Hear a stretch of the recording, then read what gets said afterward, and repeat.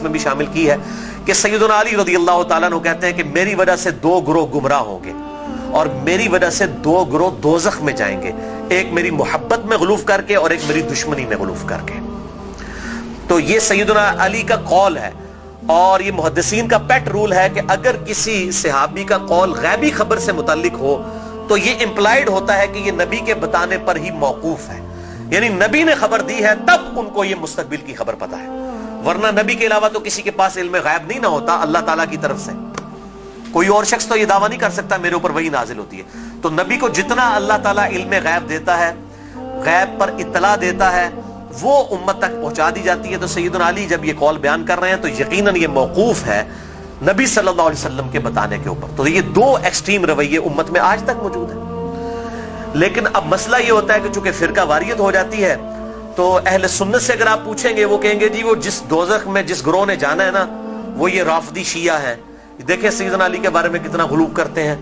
اچھا آپ شیعہ سے جا کے پوچھیں وہ کہیں گے جس بندے جنہوں نے حضرت علی کی دشمنی میں دوزخ میں جانا ہے وہ اہل سنہ ہے۔ یہ دیکھیں کہ یہ حضرت علی کی جب شان بیان ہونی شروع ہوتی ہے تو یہ شیعت کا فتویٰ لگا دیتے ہیں۔ ٹھیک ہے، تو یہ دونوں ایکسٹریم رویے ہیں۔ اہل سنت کے ہاں بھی ناسبی موجود ہیں جو سیدنا علی سے بغض رکھتے ہیں، آج تک موجود ہیں، اور ان کی زیادہ تر تعداد جو ہے وہ اہل حدیث اور دیوبند مکتبہ فکر کے اندر موجود ہے۔ آپ کچھ بریلیوں میں بھی ایک کا دکا دانے آنے شروع ہو گئے ہیں، اور اسی طریقے سے جو رافضیوں کی اکثریت ہے وہ اہل تشیع کے ہاں پائی جاتی ہے جو کہ سیدنا علی کے بارے میں غلو کرتے ہیں۔ اہل سنت کا درمیان میں مسلک ہے اس حوالے سے، اور اس میں میں وہ امام شافعی کا شعر کوٹ کروں گا ضرور، جو انہوں نے دیوان الشافعی ان کا اپنا دیوان چھپا ہوا ہے، اس میں کوئی سند کی ضرورت نہیں ہے، اور تمام ائمہ محدثین نے اپنی حدیث کی کتابوں میں اس قول کو نقل کیا ہے، اسماء الرجال کی کتابوں میں اس قول کو نقل کیا ہے۔ امام ذہبی رحمہ اللہ نے جو امام ابن تیمیہ کے شاگرد ہیں انہوں نے بھی نقل کیا، امام ابن تیمیہ نے بھی نقل کیا، اور امام ابن کثیر نے بھی، اور باقی سارے ائمہ نے، ابن حجر اسقلانی نے بھی، کہ امام شافعی فرمایا کرتے تھے ان کان رفضا حب آل محمد صلی اللہ علیہ وسلم، اگر آل محمد کی محبت کا نام رافضی یا شیعہ ہونا ہے فَلْيَشْهَدِ الثَّقَلَانِ أَنِّي رَافِضِي، تو جن و انس گواہ ہو جاؤ اس بات پہ کہ میں رافضی ہوں۔ کہ اگر سیدنا علی سے محبت کا نام شیعہ ہونا ہے اور تم مجھے بلیم کرتے ہو کہ میں علی سے محبت کیوں کرتا ہوں، آل محبت سے محبت کیوں کرتا ہوں، اس کی بنیاد پہ تم مجھے شیعہ کہتے ہو، تو گواہ ہو جاؤ میں شیعہ ہوں۔ اور میں نے اس میں پھر ایڈ کیا ہے کہ اگر آج امام شافعی زندہ ہوتے تو میں کہتا کہ شیخ صاحب آپ میرے بھی کچھ اشعار اس میں ایڈ کر لیں۔ آپ نے تو کہا نا کہ اگر اہل بیت کی محبت کا نام رافضی یا شیعہ ہونا ہے تو میں ہوں رافضی، تو میں یہ کہتا ہوں کہ اگر نبی صلی اللہ علیہ وسلم کی محبت کا نام اگر وہ غلوف کے درجے میں نہ ہو، بریلوی ہونا ہے تو میں بریلوی ہوں۔ اگر صحابہ کرام سے عقیدت کا نام اگر غلوف کے درجے میں نہ ہو، یہ شرط ہے، ادھر بھی معصومیت نہ کلیم کر دی جائے دیوبند کی طرح، اگر اس کا نام دیوبندی ہونا ہے تو میں دیوبندی ہوں۔ اور اگر کتاب و سنت کے منہج کو اور اجماع کو حجت مانتے ہوئے فائنل اتھارٹی ماننا اور اس کے مقابلے پر کسی کی بات کو حجت نہ سمجھنا اہل حدیث ہونا ہے تو میں اہل حدیث ہوں۔ تو یہ صرف ایک سمجھانے کے لیے ایک جملوں کے طور پر ہے، باقی الحمدللہ ہم مسلمان ہیں اور ہمیں اسی پر فخر محسوس کرنا چاہیے۔ اللہ تعالیٰ نے ہمیں مسلم پیدا فرمایا ہے، وَسَمَّاكُمُ الْمُسْلِمِينَ، اس نے نام بھی ہمارا مسلمان رکھا ہے، ہمیں اسی پہ فخر محسوس کرنا چاہیے۔ باقی جو یہ فکر کی بات ہوتی ہے، اگر اصحاب الحدیث یا اہل السنہ کی فکر محدثین نے استعمال کی تو یہ فکر کے طور پر تھا، کبھی یہ مسجدوں کے باہر اس طریقے سے تفریق نہیں کی جاتی تھی جس طرح آج کل ہو چکی ہے، اور آج کل بھی ہر جگہ نہیں ہے، پورے سعودیہ میں اس طرح کی تفریق نہیں ہے کہ مسجد کے باہر آپ کو اس طرح کی چیزیں ملیں، یا ملیشیا کے اندر جن ملکوں کے اندر تھوڑی ہوش آئی ہے تو ان چیزوں سے چیزیں پاک ہیں۔ اور ایون ہمارے جو یورپ اور امریکہ کے اندر اگرچہ فرقوں کے نام پہ مسجدیں بنی ہیں لیکن کم از کم وہاں پہ اتنی ٹالرنس ہے کہ لوگ تمام کے تمام لوگ ایک جگہ پہ نماز پڑھتے ہیں، ایک دوسرے کے پیچھے نماز پڑھ لیتے ہیں۔ یہ یہاں پر لعنت ہے انڈیا، پاکستان اور بنگلہ دیش کے گندے کلچر کے اندر کہ یہاں پر لوگ جو ہیں وہ مطلب اس طرح فرقوں میں بٹے ہوئے ہیں کہ ایک دوسرے کے پیچھے نماز بھی نہیں پڑھتے۔ آج مجھے ایک بھائی کا فون آیا، اکثر لوگ سوال کر رہے ہوتے ہیں فلاں کے پیچھے نماز ہو جاتی، فلاں کے پیچھے نماز ہو جاتی، میں ان کو ایک ہی جملہ بولتا ہوں کہ میرے بھائی جس کو آپ کافر نہیں کہہ رہے نا اس کے پیچھے نماز ہو جاتی ہے۔ آپ نے اگر یہ اناؤنسمنٹ کرنی ہے کہ اس کے پیچھے نماز نہیں ہوتی تو اس کو پہلے کافر ڈکلیئر کریں گے۔ اگر آپ میں یہ جرت نہیں ہے نا، آپ مسلمانوں سے سمجھ رہے ہیں نا، اہل البدع سمجھ رہے ہیں، کلمہ کو مشرک سمجھ رہے ہیں، کچھ بھی سمجھ رہے ہیں، کافر کہنے کی آپ کو جرت نہیں ہے نا تو سمجھ لے کہ وہ مسلمان ہے۔ اب وہ مسلمان ہے، وہ اہل بدعت میں سے بھی ہو سکتا ہے، کلمہ کو مشرک بھی ہو سکتا ہے، ٹھیک ہے، کچھ بھی ہو سکتا ہے، جب تک وہ کافر نہیں ہے اس کے پیچھے نماز درست ہے. یہ ہے بالکل موٹا سا فارمولہ. اور اگر آپ سمجھتے ہیں کہ اس طریقے سے لوگوں کو اسلام سے باہر نکالنا ہے تو میرے بھائی پھر ٹھیک ہے، آپ سعودیہ والوں کو بھی اپلیکیشن دیں کہ اہل حدیث اپلیکیشن دے دیں کہ جی بریلوی مشرک ہیں، جو بندی بھی چونکہ تقلید کرتے ہیں وہ بھی مشرک ہیں، شیعہ بھی مشرک ہیں، لہٰذا جو ہے چونکہ حرم کے اندر جو ہے وہ مشرکین کا داخلہ ممنوع ہے، لہٰذا سوائے اہل حدیث کے کسی کو حج کرنے کی اجازت نہ دی جائے. اپلیکیشن دیں، اور اگر وہ آپ کی اپلیکیشن قبول نہ کرے تو پھر آپ وہی فتویٰ لگائیں کہ اگر وہ نہیں قبول کر رہے تو وہ بھی مشرک، جو حرم میں آنے دے رہا ہے مشرک کو وہ بھی مشرک، اور امام کعبہ جو ان کی لیڈرشپ کر رہا ہے اور اس کے خلاف بول نہیں رہا وہ بھی مشرک. پھر تو بھائی میرے فارمولے آپ لگانے شروع کر دیں. اصل میں سب کو یہ بات پتہ ہے، یہ تقریروں میں جوش میں آ کے کتابوں میں اس طریقے سے جوش میں چیزیں لکھ دیتے ہیں. پتہ ان کو بھی ہے کہ اسلام سے نہیں نکالا جا سکتا. جن کو اسلام سے نکالنا تھا نا، امت نے اتفاق کر کے ان کو اسلام سے نکال دیا ہے. وہ ہے قادیانی، ان کے بارے میں سب نے اتفاق کیا ہوا ہے. اگر کوئی قادیانیوں کے علاوہ کسی مسلمان کے فرقے کو جو انڈیا پاکستان بنگلہ دیش میں پایا جاتا ہے کافر سمجھتا ہے تو بھائی اپلیکیشن پٹ کرے، آپ دیکھیں ذرا پھر کے ساتھ ہوتی کیا ہے. اہل حدیث کے خلاف پٹ کریں گے نا، وہ ساروں کے بابوں کا چٹا پٹا کھول دیں گے. آپ بریلویوں کے خلاف پٹ کریں گے، بریلوی اہل حدیث دیوبند شیعہ کے بابوں کا چٹا پٹا کھول دیں گے. شیعہ کے خلاف پٹ کریں گے نا، وہ ان کے سارے بابوں کو ننگا کر دیں گے. دیوبندیوں کے خلاف بات کریں گے، وہ ان کے بابوں کو ننگا کر دیں گے. کیوں کہ سب کے پاس تھوک کے حساب سے ایک دوسرے کے خلاف گمراہ کن نظریات جو ہے نا کتابوں کے اندر موجود ہیں. ٹھیک ہے، یہ اتنا سیدھا معاملہ نہیں ہے اس کو جس طریقے سے سمجھا جاتا ہے. تو یہ میرے بھائیوں بہت کریٹیکل ایشو ہے. جس کو آپ کافر نہیں کہہ رہے اس کے پیچھے آپ کی نماز بالکل درست ہے. یا جرت کریں کافر کہنے کی پھر اگلی بات کریں. اگر آپ یہ جرت نہیں کر رہے تو یقیناً آپ مسلمان سمجھ رہے ہیں. ایک دوسرے کے پیچھے نمازیں بھی پڑھتے ہیں، پڑھیں، ایک دوسرے کے ساتھ نکاح بھی کریں، ایک دوسرے کے ساتھ معاملات بھی کریں، علمی طریقے سے ایک دوسرے کے ساتھ معاملات کو آگے لے کے چلیں. باقی تو حالت یہ ہو چکی ہے میرے بھائی کہ یہاں تو ایک فرقے کے جو لوگ ہیں ان میں کتنی پارٹی بازی ہیں. ایک گھر کے اندر ایک فرقے کے لوگ ہیں، ان میں پارٹیاں موجود ہیں. کوئی ایک جماعت کے ساتھ ہے، کوئی دوسری جماعت کے ساتھ ہے. وہ کہنا جی قربانی دی کھال میں انہوں دینی ہے، وہ کہنا میں انہوں دینی ہے. اور مولوی دا واسطہ چلے تو تہاڈی بھی کھال کے لا کے لے جائے عید والے داڑے. بالکل کئی لوگ ایسے ملے ہیں، وہ کہتے ہیں جی ہم 2 بکرے اس لیے دیتے ہیں کہ جی وہ ہم نے ایک جو ہے وہ اس پارٹی کو دینا ہے، دوسری پارٹی کو دینا ہے، ورنہ وہ ناراض ہو جائے گی. اور دونوں کا مسئلہ ایک ہی ہے. اور اس کے علاوہ سیاسی بنیاد بھی جو ڈویژن ہوئی ہیں وہ الگ سے ہیں. تو ڈویژن تو بہت زیادہ ہے. اور پھر کہتے ہیں جی وہ ہم آپس میں ایک دوسرے کو گمراہ تو نہیں سمجھتے، گمراہ نہیں سمجھتے. تو میرے بھائی ایک دوسرے کا اس لیول تک آپ رد کرتے ہیں کہ مسجدیں چھین لیتے ہیں ایک دوسرے سے. اگر گمراہ سمجھ رہے تو تبھی مسجد چھینتے ہیں نا. مسجد کیوں چھینی جاتی ہے کہ میرے والے کریں؟ تو یا سیدھا سیدھا پبلک کو بتائیں کہ یہ مسجد جو ہے یہ ہمارے چندے بٹورنے کے اڈے ہیں. تو چونکہ ادھر سے ہم نے چندے بٹورنے ہوتے ہیں، آپ کی چمڑیاں اتارنی ہوتی ہیں، اس لیے ہم مسجدیں آپ سے چھین رہے ہوتے ہیں. تو بتائیں پبلک کو، یہی بات ہو سکتی ہے نا. تو یا پھر اگر یہ نہیں کہہ رہے تو آپ ظاہر ہے دوسروں کو گمراہ سمجھ رہے ہیں. گن پوائنٹ کے اوپر ایک دوسرے کی مسجدیں چھینتے ہیں، لڑائیاں کرتے ہیں، اور پھر کہتے ہیں جی ہم ایک ہی ہیں. کوئی ایک نہیں ہوتے میرے بھائی. دیوبند کا مماتی گروہ، حیاتی گروہ، اتنے ایکسٹریم اختلافات ہیں آپ سوچ بھی نہیں سکتے. بریلویوں کے اندر آپ آ جائیں، دعوت اسلامی کو دیکھ لیں اور ڈاکٹر طاہر القادری صاحب اور سیفیوں کی پارٹی، زمین کے آسمان کے اختلافات ہیں. اہل حدیث کے اندر آپ آ جائیں، وہاں پہ جماعت الدعوہ کو دیکھ لیں، جمعیت اہل حدیث کو دیکھ لیں، زمین آسمان کے اختلافات ہیں. میں تے مطلب جنہوں کہتے ہیں نا کہ پنجابی محاورہ دائیاں کو نہیں ٹیڈ چھپے ہوتے ہیں، میں تو سارے نال رہا، مجھے تو پتہ ہے ان کی سب کی کیا صورتحال ہے. چندوں کی بنیاد کے اوپر لڑائیاں ہوتی ہیں، اور بعض اوقات جو ہے وہ اسلحہ تک نکال لیا جاتا ہے، مسجدوں کے اوپر قبضہ کر لیا جاتا ہے، مسجدیں بند ہو جاتی ہیں. ہمارے خود اسلام آباد میں ایک اہل حدیث کی مسجد 1 سال تک بند رہی ہے، صرف 2 پارٹیوں کے جھگڑے کی وجہ سے. اور پھر الٹیمیٹلی جو ہے وہ بڑی مشکل کے ساتھ ایشو جو ہے وہ ریزالو ہوا.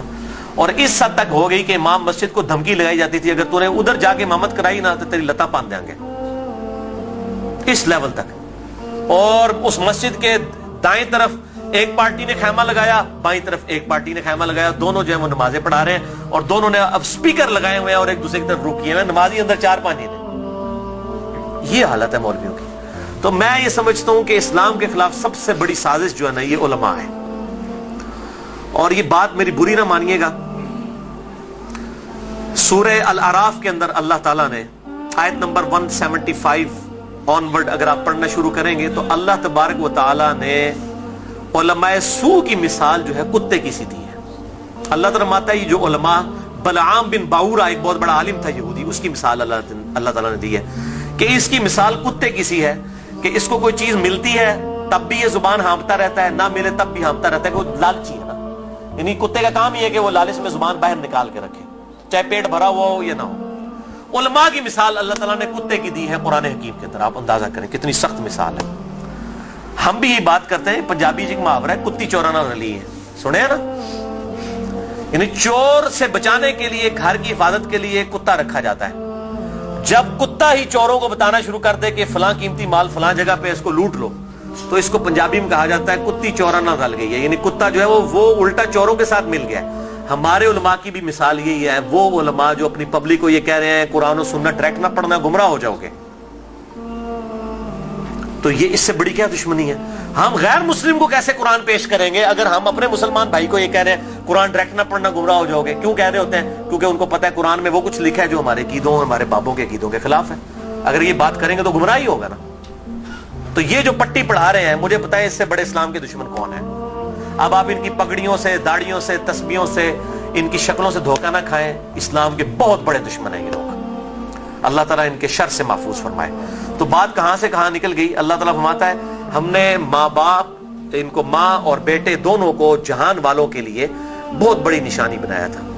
इन्न हादिही उम्मतुकुम उम्मतुम वाहिदा, ऐ नबियों के मानने वालों, ये सब की सब उम्मतें, तमाम नबियों के पैरोकार और अंबिया की तालीमात एक ही थी। व अना रब्बुकुम फअबुदून, और मैं तुम्हारा रब हूं, बस मेरी ही इबादत करो।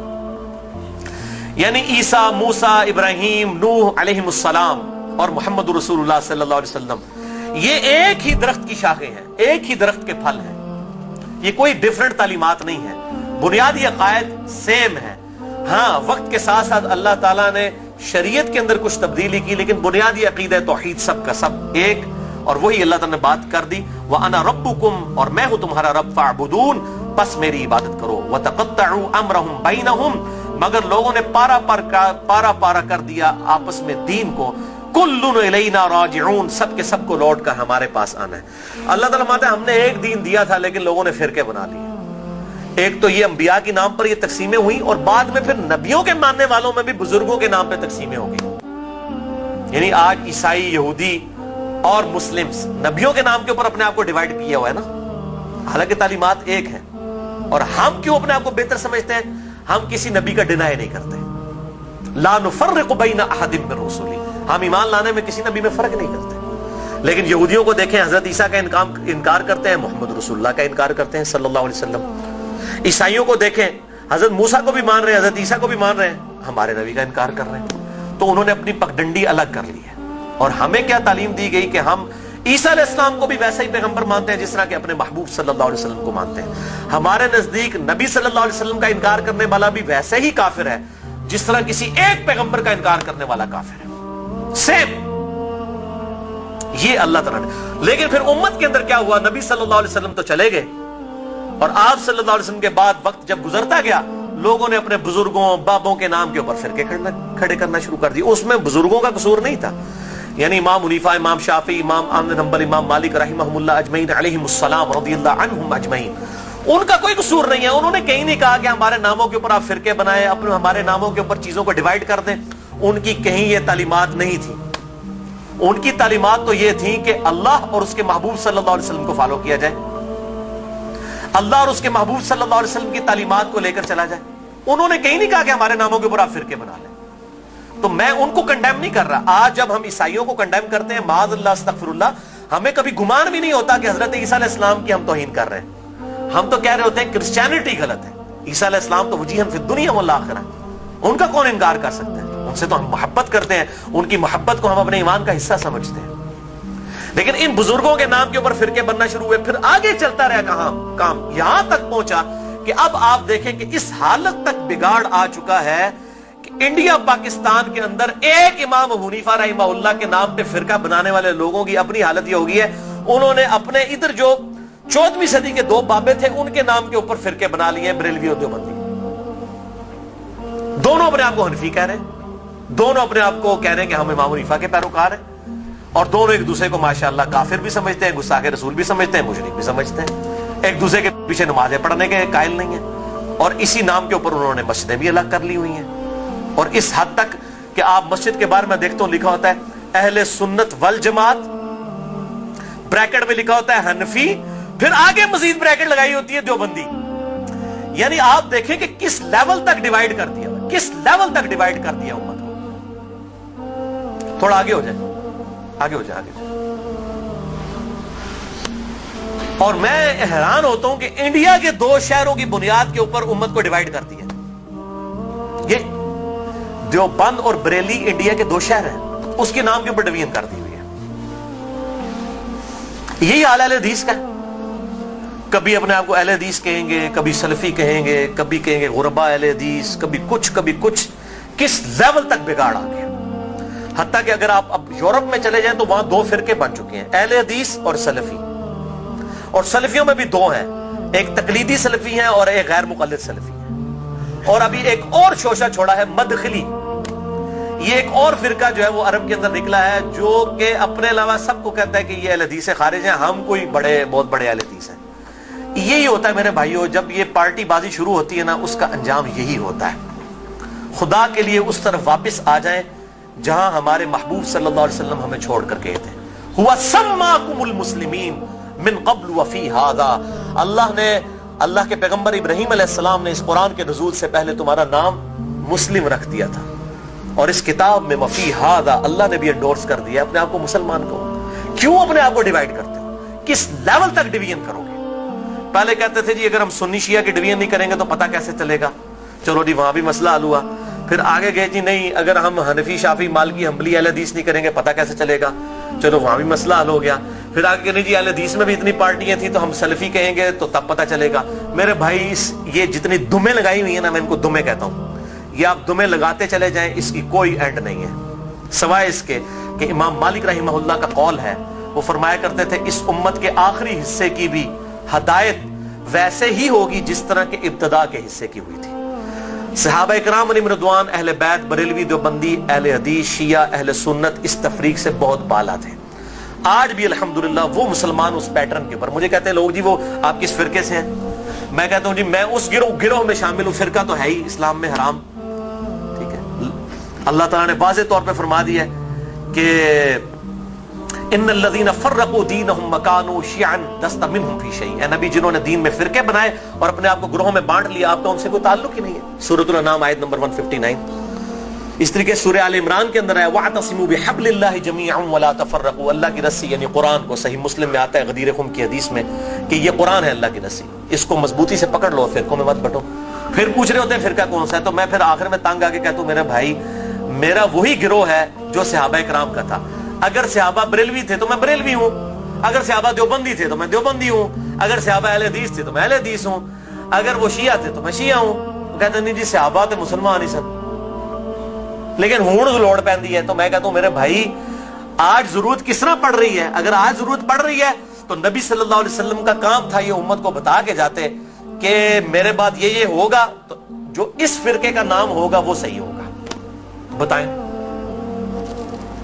صرف ایک بات آپ نے فرمائی، الجماعہ کو پکڑ لینا، امت کی مین سٹریم کو. اور میں آپ کو بتاؤں امت کی مین سٹریم جو ہے نا، عام مسلمان، وہ فرقہ واریت سے بالکل لا تعلق ہو چکا ہے. اور خصوصاً ابھی جو نیو مسلم ہے وہ اپنے آپ کو مسلمان محسوس کرنے میں ہی فخر محسوس کرتے ہیں الحمدللہ. تو اللہ تعالی ہمیں توحید پر بھی کاربند رکھے اور توہین رسالت سے بھی بچائے. نبی صلی اللہ علیہ وسلم کی سچی عقیدت نصیب فرمائے. اپنی موت سے پہلے اپنی قبر و آخرت کی تیاری کرنے کی توفیق عطا فرمائے. سبحانک اللہم و بحمدک اشہد ان لا الہ الا انت استغفرک و اتوب الیک وما علینا الا البلاغ المبین.